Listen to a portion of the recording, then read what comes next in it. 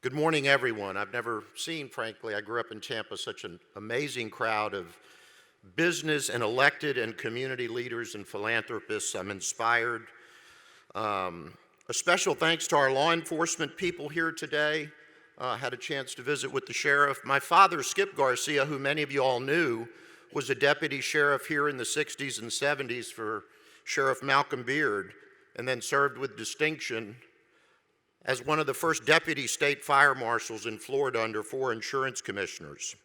But I'm here because I grew up at the West Tampa Boys Club and spent my formative 10 years there. It was the neighborhood sports facility and activity center a few blocks from our home and our school. We went there most weekday afternoons to play basketball, football, billiards, ping pong, and even learned arts and crafts. In the summer, we would go to Interbay and learn how to swim.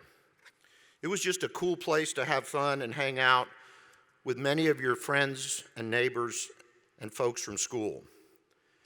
In the 1970s, Tampa had 3 clubs: Ybor City, where my father played youth sports; West Tampa, where I had the privilege of going; and Interbay, as I mentioned, which was a big field trip when we got to drive 20 minutes to the swimming pool.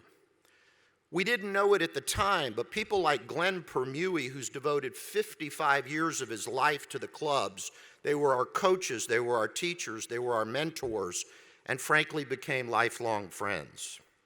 Today we know there's 27 boys and girls clubs throughout Tampa Bay. They're doing vital work nurturing our young students and future leaders. In fact, the clubs are doing what I would call life-changing work. The clubs are providing safe places for our kids to learn, to grow up, and to succeed in life. And I think we can all agree this vital work is now more important than ever. But this is the reality. We know some of our kids will get in trouble, and some may even commit crimes. Florida has 96,000 inmates in state prison as we sit here this morning, and even more troubling, 4,000 juveniles in detention and residential facilities.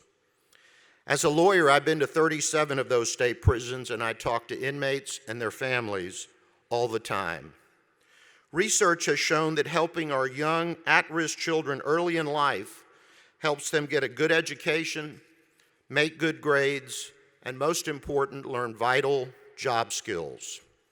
The Boys and Girls Clubs programs work very well, and with your support are getting better every year. Your financial support helps sustain and increase the club's reach and impact. So I thought a lot about what to say this morning, and I was inspired by Sir Winston Churchill's comments and quote, "All the great things are simple, and many can be expressed in a single word: freedom, justice, honor, duty, mercy, and I think most important of all, hope." Another wise person once said, "You make a living by what you get, but you make a life by what you give." Now together, let's help build some great futures. Have a great day and weekend. Thank you.